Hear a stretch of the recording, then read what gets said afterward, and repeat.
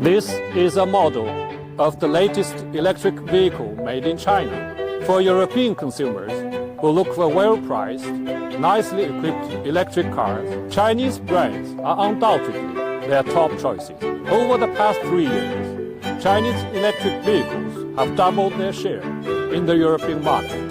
The European Commission's anti-subsidy probe into EV imports from China this autumn has triggered a debate. China-EU trade is growing steadily. Exchange visits are also more frequent. China has offered visa-free entry for citizens of 5 EU countries. And in response, some countries have eased entry requirements for Chinese travelers too.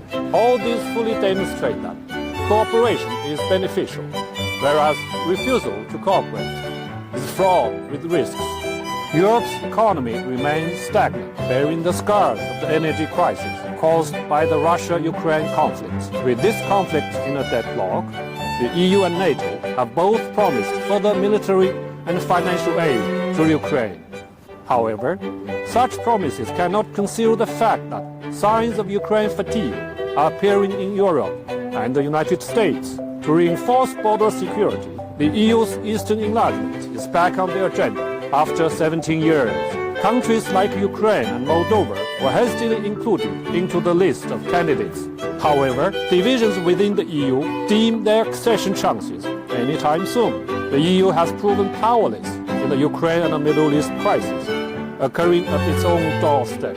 It is also facing mounting pressure to address the escalating migration issue. This year, 250,000 migrants have crossed the Mediterranean to Europe, 60% more than last year. Public support for anti-immigration far-right parties is growing in Italy, Spain, Germany and the Netherlands. EU citizens are scheduled to elect a new European Parliament next year, and the shift to the right is expected to continue. Peace and development are key to solving Europe's migration crisis. It's time to adhere to the idea of building a global community of shared future, manage differences, and promote mutually beneficial cooperation. This is the only way to solve such crises.